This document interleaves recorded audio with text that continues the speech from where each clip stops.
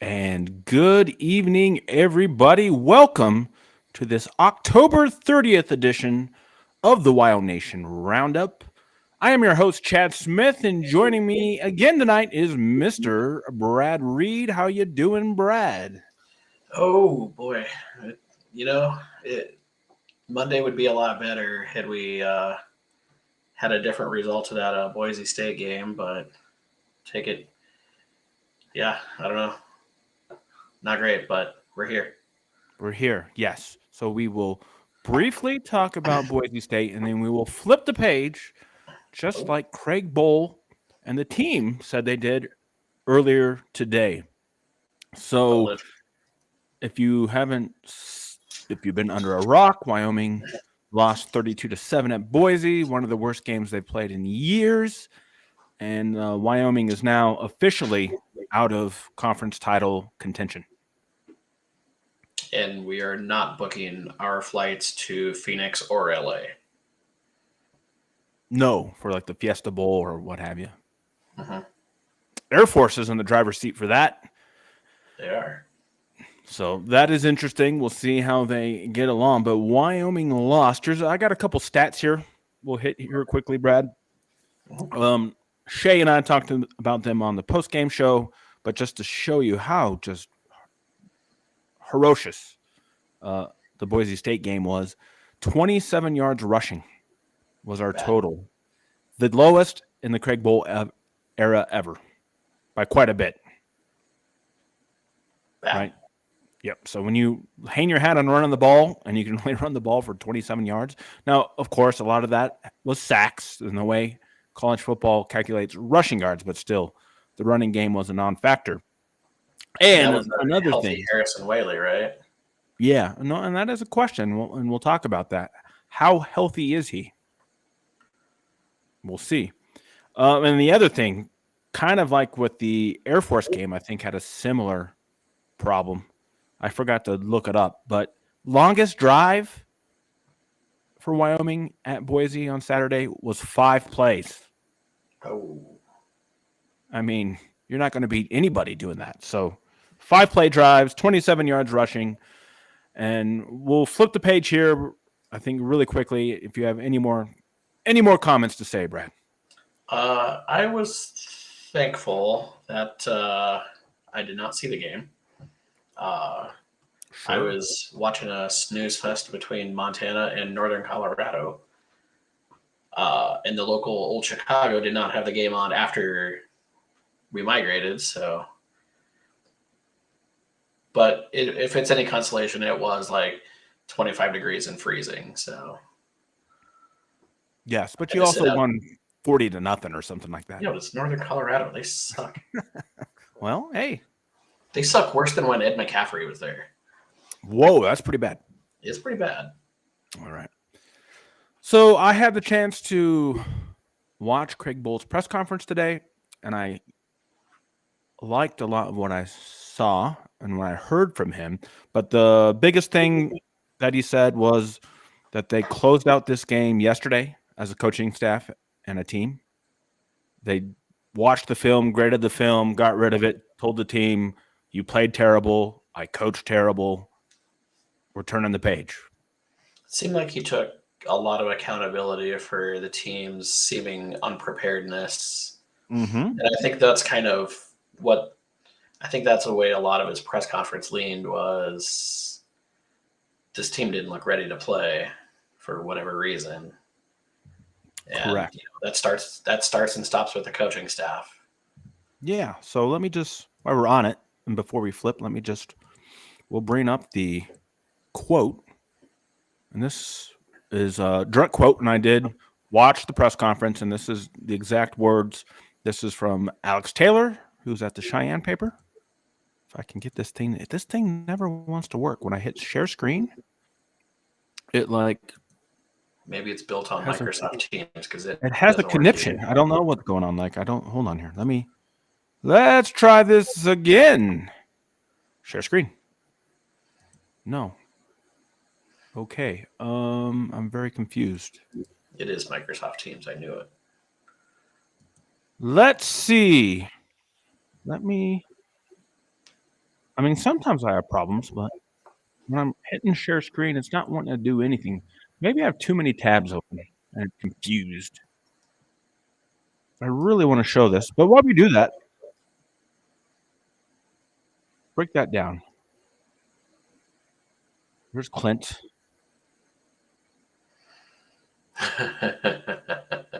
Here we go. Now it's going to let me do it. It was like doing something crazy. All right.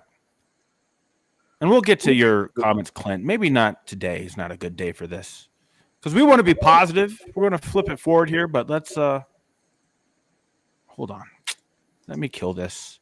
All right. Now we're going to bring this up, and it's working. My goodness. Let's see here. Okay. Boom. Finally. It is loading. Here we go. Here is a quote. So the question was from Cody at 7220 Sports. He asked Bull about the bye week. Like, hey, would you do anything different? And this is what he said. I commiserated about that a great deal. I looked, and we gave them more time off than we normally have. I felt like that was going to be important. So Bull did mention in the post game of Boise that they gave them a lot of time off because they were beat up after the Air Force game, both mentally and physically. And then he went on to say, what I failed to do was really express to our team the type of opponent that we're going to be playing. I think our players might have looked and said, okay, they're having a losing record. They're not like Boise State of the past, and this is our chance, and we're going to whoop up on them.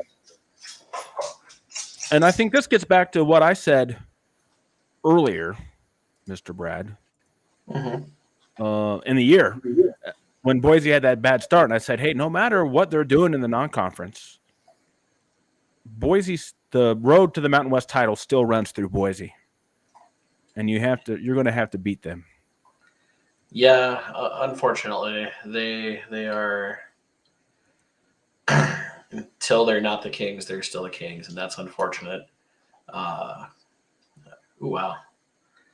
I guess I'm doing this by myself. Chad seemingly disappeared. But to finish that thought, yeah, Boise State, they're still good. They're not, the Boise State of old, but they are still a very good team. That's pretty funny. Chad disappeared. I told him sharing the screen was killing his video, and it finally offed him.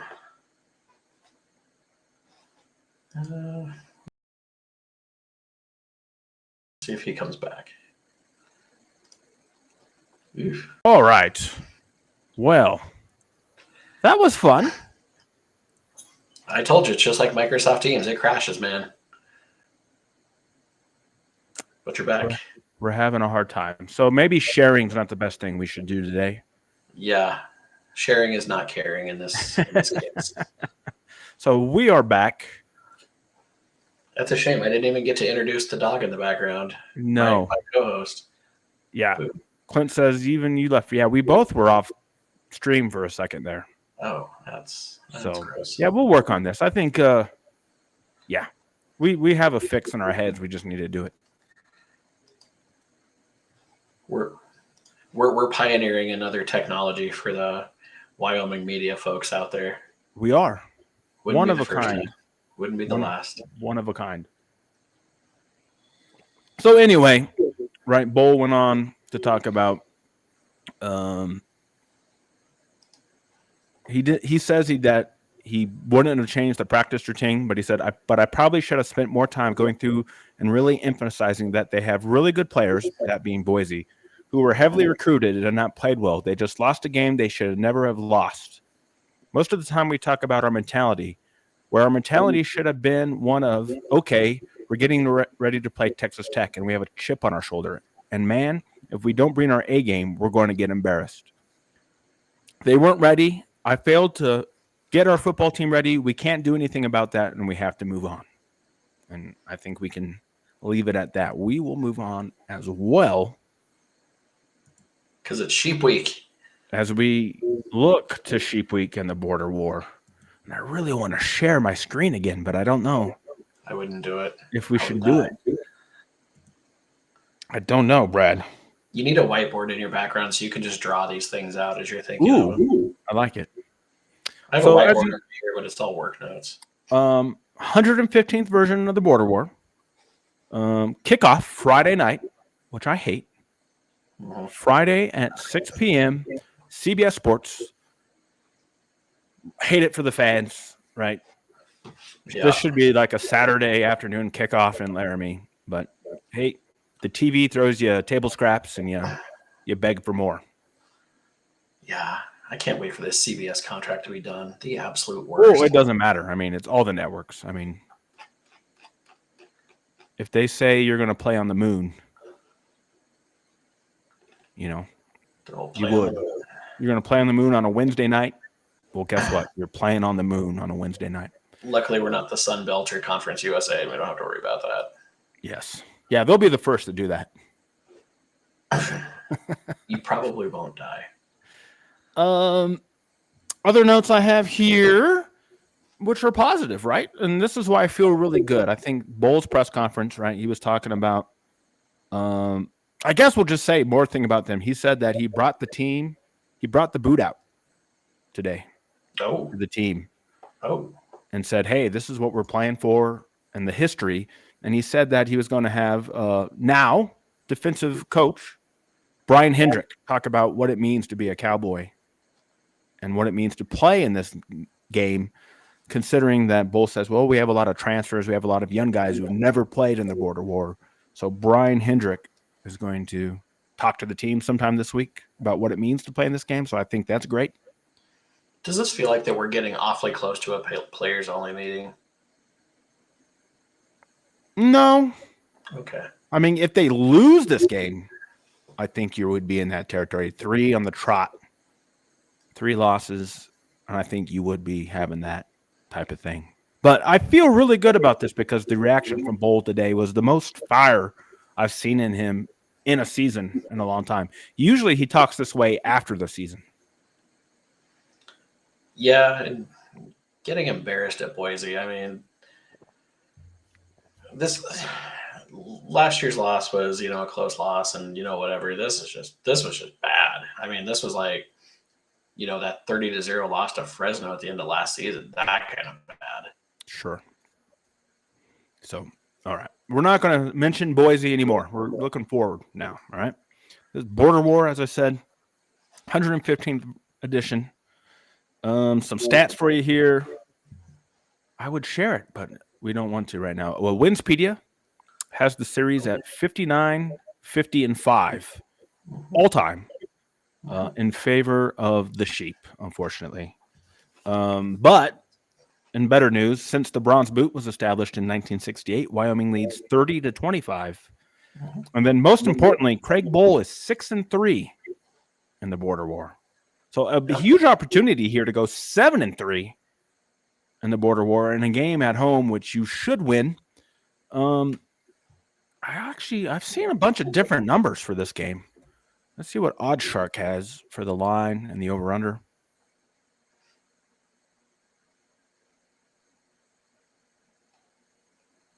Here, I would love to share it, and we will share. We'll try one more time with a share.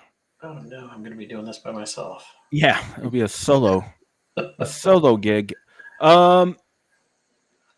Okay, so I guess the consensus spread on OddsShark is Wyoming -7, but I've seen that number bigger, and maybe it closed. That number feels high. But the over-under is only 42. That number feels right. That seems like a low number to me. 42. I don't know, man. Have you seen these teams score? It's not a lot. We'll see, and we'll talk about that. But yeah. So there is a lot to talk about. I got some notes here from the CSU side, but we're going to try one more screen share. Okay. Boy.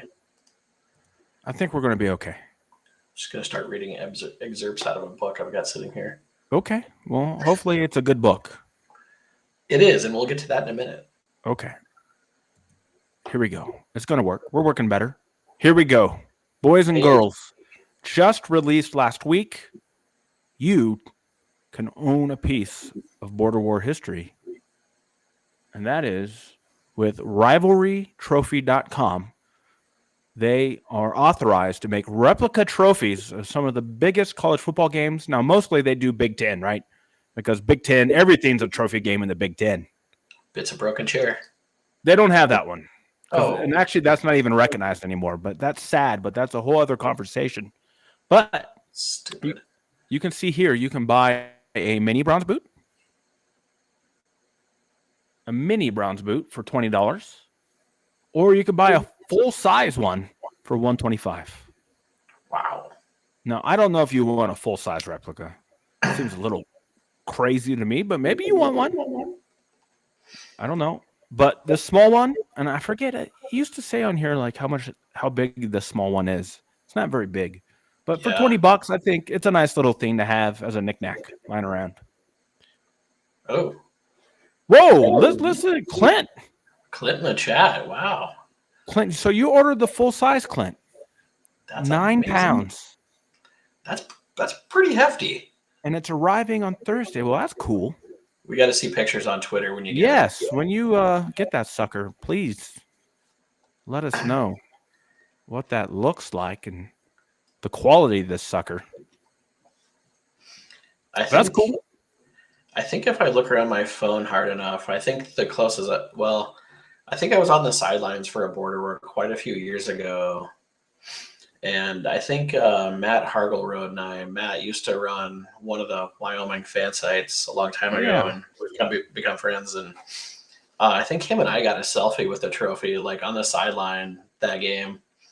Uh, and then we realized, like, oh crap, there's Derek Martin standing right there too. I guess we'll talk to him. So that Okay. was kind of a cool day. All right. Well, I can tell you that I've held the bronze boot. Ooh, fancy pants. How about that? Yeah. So that was when I Probably was weighs in more than school. 9 pounds. What was that? Probably weighs more than 9 pounds. It's pretty heavy. Yeah. It's pretty heavy, but this was during the Joe Glenn era, and Joe Glenn used to do he would do at the student union. He would do like a lunchtime, rah speech on like a Wednesday or something. Oh yeah. And it was That's after we beat CSU, and it was either in his first or second year. And then afterwards, he was getting pictures. So me and my buddies, we each took turns holding the boot. Joe Glenn was sitting there hugging us. So I will, if we beat CSU, I will find the picture for the stream. I do have it around. I have it framed. It's me and my buddies with me holding the boot with Joe Glenn. And keep in mind, you young whippersnappers, Chad's pictures pre-cell phones, because we barely had phones when we were in college. Yes, no, this was taken with a film camera. Yeah. Yeah. That is the most Joe Glenn story of all time, though. What, that? Yes. How so? Just him hanging out in the student union, hanging out with the fans, doing a speech, and posing for pictures. I have another story, too. There was one time when I was at the Ranger, and the entire coaching staff was there, including right. Joe Glenn. And so I was, taking shots of whiskey with Joe Glenn at the Ranger. Yeah. That's another great night. Yeah, I've heard stories about when he was in Missoula, and I don't think it was a whole lot different in Missoula than it was in Laramie. Good times. So, yeah, I just wanted to share that. We mentioned it. I'll tweet it again. But Clint's got one. I will probably just go with the mini. I don't think I have any use for a full-size replica in my house, but, a small one's cool to have. I bet the mini is like the size of a Christmas ornament. I think it is. I think it's like 3 or 4 inches tall is all it is. They had it on their website. I swear it mentioned it. But I couldn't. I think you and I talked about it. I couldn't find the description. All right, we'll stop sharing that. So, yeah. Border War. So, get yourself a bronze boot, which Wyoming will be looking to win for, again, yes, I think for, I want to make sure I have this right, because I thought it was longer, for a third consecutive year. Yep. Last loss was in 2020. Yes, and Wyoming has won the last 3 border wars in Laramie, which is also another good sign. Yeah, I haven't them in Laramie since 2015, it looks like. Yes. 2015 is the last CSU win in Laramie. So I did do some shopping a couple of years ago, and I did pick up my copy of the bronze boot book, or the border war book. Very good, written by Robert Gagliardi and Ryan Thorburn. Correct. One of these days, I have Robert's autograph on here. Now I need to get Ryan to sign it too when I run into him one of these days. There we go. But that probably should be like essential reading for this week, right? I do not own the book, which I feel sad to say. Chad. But maybe I'll pick up a copy here soon. Probably should do that. I think it's on Amazon. It's in the bookstore in Laramie too. Mm-hmm. A lot of places to get it. Probably the brown and gold. All right. Here's some notes I took from the press conference today when Mr. Craig Bowl was talking about CSU. He first of all talked about their dynamic offense and their passing game. He says they're very dynamic, and they have a really good wide receiver and a really good tight end, obviously, in Horton and Holker. Did they just breed tight ends there or what? They do a good job. Man alive. I'm going to go to the stats here.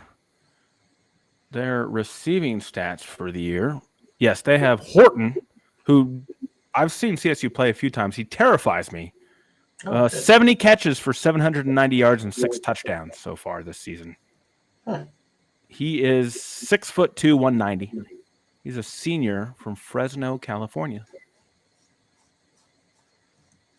And then they have Holker, who's a junior tight end. He's 6'4", 235 from Lehigh, Utah. He's got 48 catches, 620 yards, 6 touchdowns. And then, of course, they have a quarterback who I think he's pretty good, but I think he's very inconsistent. And Braden Flower Nicolosi. Huh. Just looking at their roster, they've also got a tight end that's 6'7". That's a big boy. Yeah. So I think they're going to possess a challenge in the passing game, obviously. But with Nicolosi, you'll see that he's got 16 touchdowns, but he also has 11 interceptions.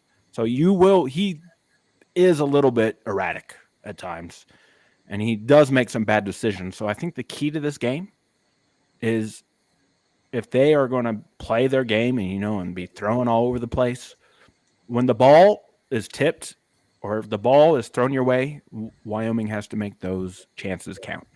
Turnovers are going to be key, as always, in any border war. Yeah, only a redshirt freshman, too. He's a young one. Yes. Yeah, I was just looking at one other stat on here. Sheep are averaging 27 points a game, almost 28, and we're averaging about 23. So to go back to your over-under stat, I don't know, man. 40 might be about right. Or what was it, 40 or 44? I think it said 41. Yeah. Okay. I don't know. Yeah. Might be a struggle. And then defensively, CSU has a pass rusher named Kamara, who's a bit of a beast. I was looking up his numbers. Oh, my goodness. Listen to these. Okay. I mean, these are impressive for a season, let alone we still got 4 games to play. Dude's got 38 tackles, 13 tackles for loss, and 10.5 sacks in 8 games. Dang. He's averaging 5 tackles a game and a sack and a third, and a tackle and a half for loss per game. So will be a problem. Yes. So that is going to be key. Him versus Frank Crum is what they talked about in the press conference, and how that is going to be a key matchup here. His bio says his brother was a player at Temple in the 2007 and 2010. Okay. Football family.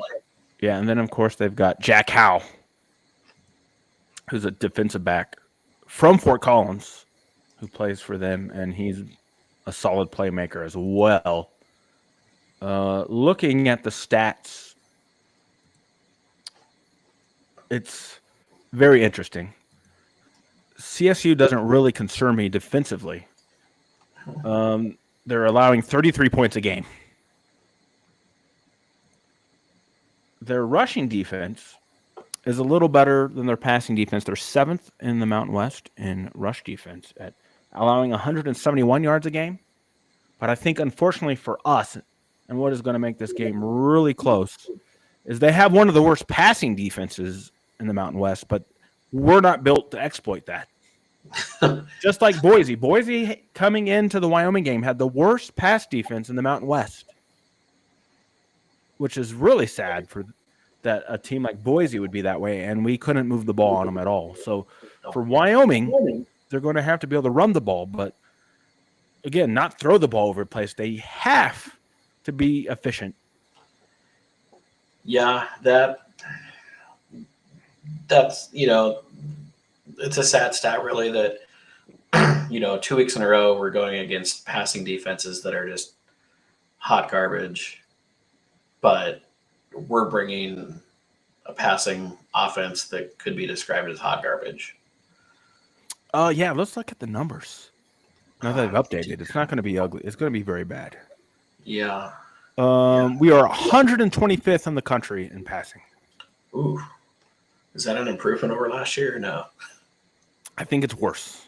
Oh, perfect. Let's make. I'm pretty sure it's significantly worse.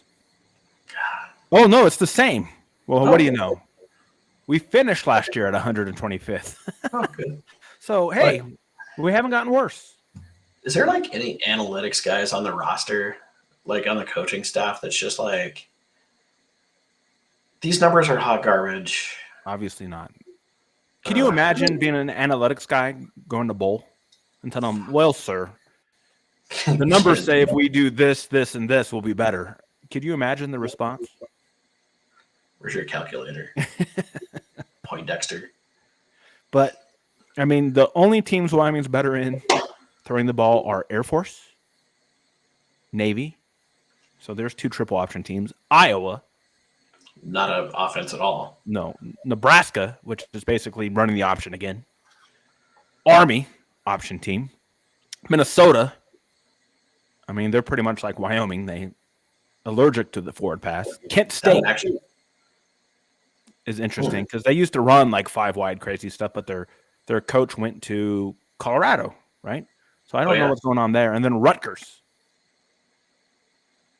and Rutgers is like almost good this year. And Rutgers is I mean, yeah. Let's see. I don't know what their record is. Let's see. Their record is 6-2. So they are good. So, but they must just be running people over, running the ball. And it helps to be in the Big Ten. Well, yeah, I saw that Nebraska's in line to win the Big Ten West and kind of wondered what was going on there. I think if they win out, yes, they would. Which I don't think will happen. But yeah, so Wyoming has to find a way this week. We need to see some good game planning, similar to what we saw against Fresno, similar to what we saw against Texas Tech, to where you're running some different type of things. You're getting the ball to your playmakers. I find it crazy that we have Alex Brown, who was billed as our number 1 wide receiver coming into the year. And Shane and I looked up the numbers. He's got like 6 catches on the season. I mean, how does that happen? Let's look. I want to make sure that's right. I think it's 6. No. 4. 4. Oh, my God. Yes. 4 catches for 36 yards. Yeah. Okay, yeah. 4 for 36, and that's your number 1 wide receiver coming into the season. Well, and our 2 transfers, Body and Asante.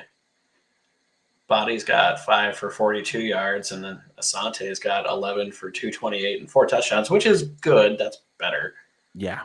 It's not great. I mean, God, he's just so fast, and he's a good pass catcher. Like, I don't get it.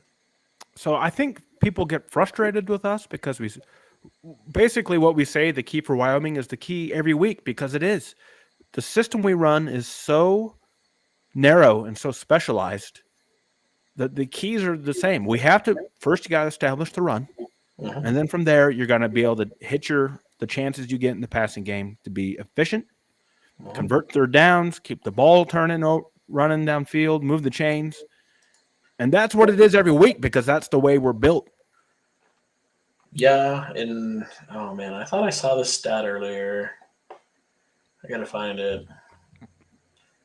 But wasn't the third down conversions on Saturday like really bad? Yeah, like 1 of 11. Yeah, that seems to be the number that's sticking in my head too. Let's look at season. Yeah, one for 11. Yeah, that's not. Boise was like something of like 8 of 12 or something ridiculous. Yeah, 8 of 14. Okay. Yeah, let's look at the third down conversions on the season, both offensively. Okay, so third down, Mountain West stats for this year. Wyoming is 9th at 36%. CSU is 6th at 41. So they're about 5% better than us offensively. Defensively, whoa, I didn't know this. Well, Wyoming is the worst third down defense in the Mountain West. I saw that stat today. Wow. I haven't looked at this all year. I find that very surprising. They're giving up 49% on third down. That's ridiculous. And that's more not much better. More than we're converting. 46%. Jeez. but I didn't know that number was 49. And wow, I don't know. That's crazy. I don't know what to think about that. Yeah, I got to go back and look at those stats again that I saw earlier. There's actually some, well, I don't know, it depends if we're trying to be positive or not, but I saw some stats today that are just so bad. 94th in offensive third down conversions, 110th in offensive first downs. Uh, yeah, dead last in fourth down defense. 97th in first downs allowed, 111th in passing yards per completion. There's some bad stats in there. There is, but I think I still feel really good about this because they played so badly, and I think that this game is coming at the right time. The way Bowl was speaking today, I thought was great. It was a And, front-loaded schedule that probably took a little bit of toll on the team where you start off with a ranked Texas Tech team. You've got ranked Texas in there. You've got Fresno State in there. Just a lot of games you got to really get up for. So maybe the back half of this schedule ease up on them a little bit. Except for maybe, yeah, and maybe that's it. They need to have that intensity, like Bull said, that they're lacking. There's still a lot to play for. I mean, Wyoming can win their last 4 games if they show up and play as they're capable. You win your last 4, and you go 9-3. Pretty good. That's a great season. Mm-hmm. Now you're not going to make the conference title game more than likely, but still.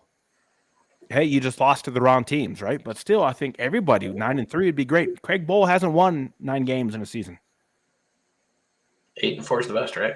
8-4 is the best he's done. So even if we get 3 wins out of these last 4 games, which is very doable, you're going to tie his best amount for wins in a season, which would be very, very positive. So that's how I think we have to couch this: is hey, we had our shot, we blew it, and now let's make sure we don't embarrass ourselves again, and let's finish out this season. And even as bad as Boise is, there's still probably a good possibility they're going to be a bowl team at the end of the season. So, it's not like they're a bunch of scrubs, right? Like they're still going to be probably a 6-win team at least. Yeah. I mean, they're now 4-4. They need 2 more wins. They've got Fresno on the road. Then they got New Mexico at home, at Utah State, and then Air Force at home. There's 2 wins in there. So, I mean, they should beat New Mexico and Utah State, but they'll give Fresno a game. They'll give Air Force a game. Mm-hmm. I have no doubt about that. So, at some point, the pressure is going to start hitting Air Force. Yeah, and by then, if Air Force is undefeated going into that last game against Boise, there's going to be a lot of pressure on them. Yeah, I don't know. I think Air Force is getting disrespected just a little bit. I feel like the 17 is probably a little too low of a ranking for them, because 17 is where they're at this week. But they're a very good football team, and probably about right. Good Lord, would I love to see like a Air Force versus Big Ten team. God, that would be hilarious. Like a Penn State or an Oklahoma. Well, be careful what you wish for. I think it would be hilarious, personally. But to get back to Wyoming, right? All these games, CSU at home, you should be able to win that game. Obviously, it's a rivalry game, so it's a coin flip. Then you look at UNLV. Now, UNLV, much improved this year than anybody would ever think. They're 6-2. Their only losses are at Fresno and at Michigan. They still have at New Mexico, us, at Air Force, and San Jose State. So it's going to be a good season for them. I think, great season. I think Wyoming may struggle to beat UNLV, and we've struggled sometimes. UNLV from time to time we screw up with, even when they were god awful. So I don't know, but that's one that you worry about. But then you got Hawaii at home, shouldn't have any problems, even though they have beaten us in Laramie a couple times.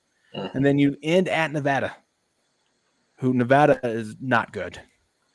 So Nevada has been probably I think I looked it up on the Sagarin rankings a couple of weeks ago, but Nevada was the worst, like one of the worst FBS teams in the country. Like they were ranked like I think it was like damn near in the 200 range. yeah. So, that's a lot of FCS ahead of them too. Mm-hmm. And, I think it was Idaho that just killed them this year to start the season. But Yes. then Nevada goes and beats New Mexico last week. Like, how the hell does that happen? And they beat San Diego State too the week before. Yeah. 6-0, which is like the Oh, weirdest thing you'll ever think.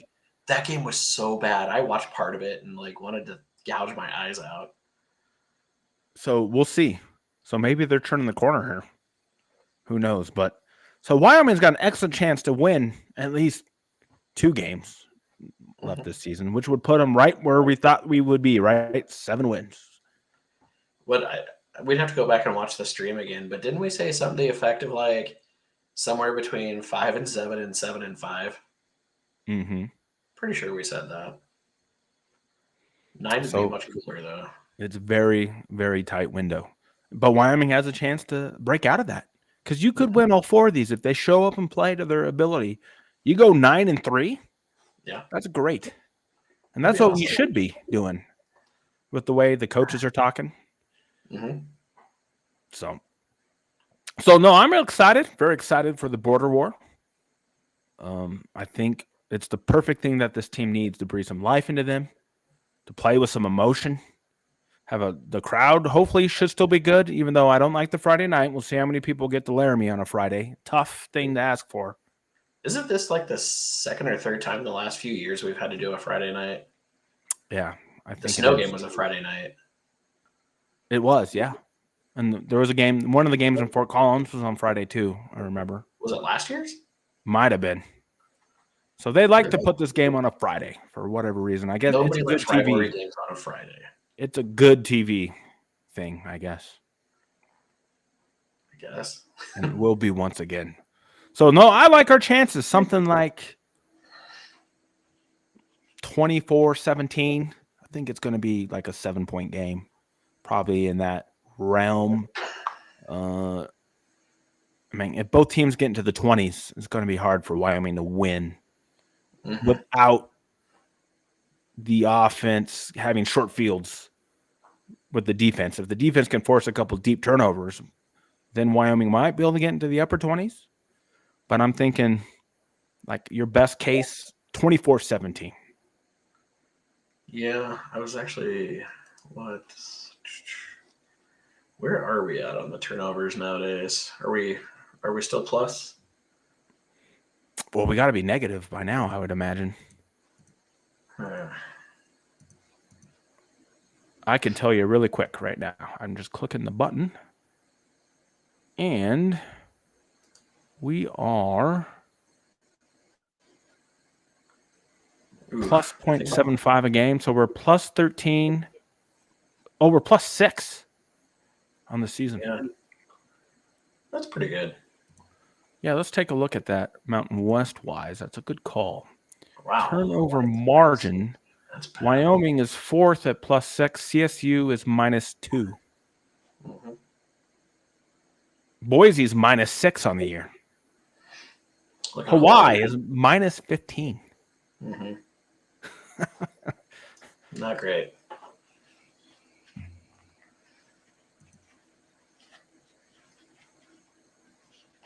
So, yeah. So, again, should be very good.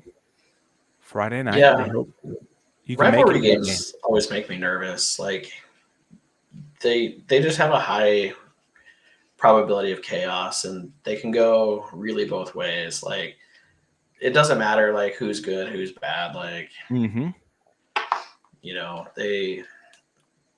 can win those games. I mean, seeing another 44-0 would be kind of fun, but I doubt that's going to happen. No, I'd put that pretty low on the probability scale. Yeah, jeez. That was 13 years ago. But it should be a fun night. So I'm looking forward to it. I'm sure all of you are too. And we have, it's only Monday. So we got a few more days here to soak it all in, to think about it, and make your plans for, what you're going to do Friday. Make sure you get off work early so you can get home, order that pizza, order those wings, cook what you're going to cook, get ready. 6 o'clock kickoff. Looks like we're on a CBS Sports Network, and we get a Robert Turbin on the call. Yes, former Utah State player. State, yeah. And I think in the NFL for a little bit too. Hot minute. Yeah, he played there for a while. With what, the Seahawks maybe? For sure. I think he played for them. I don't know. The Seahawks just kind of accumulate a lot of Mountain West running backs for whatever reason.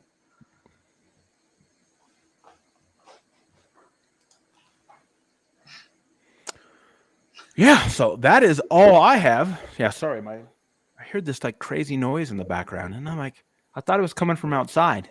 Probably your dog. It sounded like scraping, like somebody was scraping ice. Yeah. And I looked down, and my dog's like, dreaming, curled up in a ball and doing her dreaming thing. So I was a little thrown off because I'm like, what the hell is that noise? I can relate. I've got a very twitchy dog myself. So, all right. So we hope everybody looks forward to Friday. And I'll be doing a post game. I don't know. Brad should be available. It's a Friday night. He's thinking.